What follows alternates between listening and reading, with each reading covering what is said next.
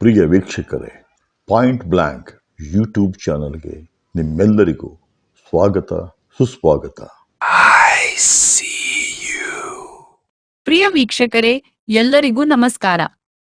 ಇತ್ತೀಚೆಗಷ್ಟೇ ಸಾರಿಗೆ ಸಚಿವ ಭೈರತಿ ಸುರೇಶ್ ಅವರು ತಾವೇ ಖುದ್ದಾಗಿ ಬಿಎಂಟಿಸಿ ಬಸ್ಸಿನಲ್ಲಿ ಪ್ರಯಾಣ ಬೆಳೆಸಿ ರಿಯಾಲಿಟಿ ಚೆಕ್ ಮೂಲಕ ಬಿಎಂಟಿಸಿ ಆಡಳಿತ ಮಂಡಳಿಗೆ ಶಾಕ್ ನೀಡಿದ್ದಾರೆ. ಇದರಿಂದ ಎಚ್ಚೆತ್ತುಕೊಂಡ ಬಿಎಂಟಿಸಿ ಆಡಳಿತ ಮಂಡಳಿ ಪ್ರಯಾಣಿಕರ ಸುರಕ್ಷತೆ ಹಾಗೂ ಗುಣಮಟ್ಟದ ಸೇವೆ ಒದಗಿಸೋ ನಿಟ್ಟಿನಲ್ಲೋ ಅಥವಾ ಸಚಿವರ ಕೋಪ ಸಾಂತ್ವನಗೊಳಿಸುವ ತರಾತುರಿಯಲ್ಲೋ ಒಟ್ಟು 7 ಕಟ್ಟುನಿಟ್ಟಿನ ಸೂಚನೆಗಳನ್ನು ಹೊರಡಿಸಿದ್ದಾರೆ. ಇದನ್ನ ಯಾರಾದರೂ ಉಲ್ಲಂಘನೆ ಮಾಡಿದರೆ ಅಂತಹವರ ಮೇಲೆ ಕಟ್ಟುನಿಟ್ಟಿನ ಕ್ರಮ ಕೈಗೊಳ್ಳುವುದಾಗಿ ಸುತ್ತೋಲೆಯೊಂದನ್ನು ಹೊರಡಿಸಿದ್ದಾರೆ. ಹಾಗಾದರೆ ಬನ್ನಿ ಆ 7 ಪ್ರಮುಖ ಅಂಶಗಳು ಏನೆಂದು ನೋಡೋಣ. 1. ನಿಗದಿತ ನಿಲ್ದಾಣದಲ್ಲೇ ಬಸ್ಗಳನ್ನ ನಿಲ್ಲಿಸಬೇಕು. 2. ಪ್ರಯಾಣಿಕರ ಬಳಿ ಸೌಜನ್ಯದ ವರ್ತನೆ ಕಡ್ಡಾಯ. 3. ಚಿಲ್ಲರೆ ನೆಪದಲ್ಲಿ ಪ್ರಯಾಣಿಕರನ್ನ ಇಳಿಸಿದರೆ ಹುಷಾರ್. 4. ಎಟಿಎಂ ಯಂತ್ರಗಳಲ್ಲಿ ನಿಲ್ದಾಣಗಳ ಅಪ್ಡೇಟ್. 5. ದೂರು ಬಂದರೆ ಕಡ್ಡಾಯವಾಗಿ ಸಾಫ್ಟ್ ಸ್ಕಿಲ್ಸ್ ತರಬೇತಿ. 6. ಪ್ರತಿದಿನ ಸಿಬ್ಬಂದಿಗೆ ಕ್ಲಾಸ್. 7. ಉತ್ತಮ ಸೇವೆ ನೀಡವರಿಗೆ ಸನ್ಮಾನ. ಇಲ್ಲಿ ಬಿಎಂಟಿಸಿಗೆ ನನ್ನ ಸಲಹೆ ಏನಪ್ಪಾ ಅಂದ್ರೆ, ನಿಗದಿತ ನಿಲ್ದಾಣದಲ್ಲೇ ಬಸ್ಗಳನ್ನ ನಿಲ್ಲಿಸಬೇಕು ಅಂದ್ರೆ ಮೊದಲು ನೀವು ಅಲ್ಲಿರೋ ಅನಧಿಕೃತ ಆಟೋ ನಿಲ್ದಾಣಗಳನ್ನ ತೆರವುಗೊಳಿಸಬೇಕು. 2ನೇದು, ಪ್ರಯಾಣಿಕರ ಬಳಿ ಸೌಜನ್ಯದ ವರ್ತನೆ ಕಡ್ಡಾಯ. ಇದಂತೂ ದೇವ್ರಾಣೆ ಸಾಧ್ಯ ಇಲ್ಲ ಬಿಡಿ.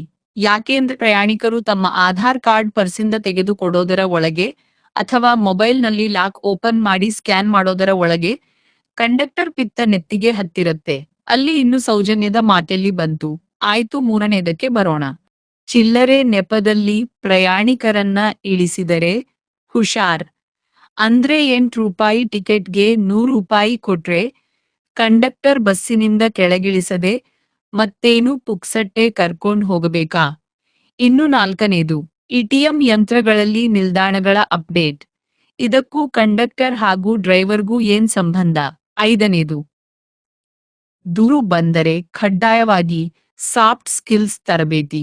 ಹಂಗಂದ್ರೆ ಏನು ಅಂತ ಸ್ವಲ್ಪ ಕನ್ನಡದಲ್ಲಿ ಬಿಡಿಸಿ ಹೇಳಿ ಸ್ವಾಮಿ, ನಮ್ ಸಿಬ್ಬಂದಿ ಅಷ್ಟು ವಿದ್ಯಾವಂತರಲ್ಲ. ಇನ್ನು 6ನೇದು, ಪ್ರತಿದಿನ ಸಿಬ್ಬಂದಿಗೆ ಕ್ಲಾಸ್. ಯಾಕೆ ಇದನ್ನ ನೇಮಕಾತಿ ಮಾಡೋವಾಗ್ಲೇ ಮಾಡಿರಲಿಲ್ವಾ? ಕಟ್ಟಕಡೆಯದಾಗಿ ಉತ್ತಮ ಸೇವೆ ನೀಡಿದವರಿಗೆ ಸನ್ಮಾನ. ಹಾಗಂತ ನಿಮ್ಗೆ ಗೊತ್ತಾಗೋದ್ ಹೇಗೆ? ಯಾವ ಮಾನದಂಡ ಅನುಸರಿಸ್ತೀರಿ? ಸ್ವಾಮಿ, ನಿಮ್ಮ ಯೋಗ್ಯತೆಗೆ ಇರೋ ಕಾನೂನನ್ನೇ ಸರಿಯಾಗಿ ಕಾರ್ಯರೂಪಕ್ಕೆ ತರೋಕೆ ಆಗ್ತಾ ಇಲ್ಲ, ಇನ್ನು ಹೊಸ ಕಾನೂನು ಬೇರೆ ಬೇಕೆ? ಕೆಎಸ್ಆರ್ಟಿಸಿ ಹಾಗೂ ಬಿಎಂಟಿಸಿ ಬಸ್ಗಳಲ್ಲಿ ಮೊಬೈಲ್ನಲ್ಲಿ ಲೌಡ್ ಸ್ಪೀಕರ್ ಬಳಸಿ ಹಾಡು, ವಾರ್ತೆ, ಸಿನೆಮಾ ಕೇಳುವುದನ್ನು ನಿಷೇಧಿಸಲಾಗಿದೆ ಅಂತ 100ರಲ್ಲಿ 1-2 ಬಸ್ನಲ್ಲಿ ಬೋರ್ಡ್ ಹಾಕಿರ್ತೀರಾ. ಆದ್ರೂ ಜನ ಮನಸ್ಸಿಗೆ ಬಂದಂಗೆ ಜೋರಾಗಿ ಹಾಕೊಂಡು ಕೇಳ್ತಾ ಇರ್ತಾರೆ. ಯಾವಾನು ಕೇಳೋನ್ ಗತಿ ಇಲ್ಲ. ಪ್ರಯಾಣಿಕರ ಸುರಕ್ಷತೆ ಬಗ್ಗೆ ಮಾತಾಡ್ತೀರಿ. ಇದು ನಿಮ್ಮ ಕೆಎಸ್ಆರ್ಟಿಸಿ ಹಾಗೂ ಬಿಎಂಟಿಸಿ ಆಡಳಿತ ಮಂಡಳಿಯ ಕಾರ್ಯವೈಖರಿ. ನಾಚಿಕೆ ಆಗಬೇಕು ನಿಮಗೆ.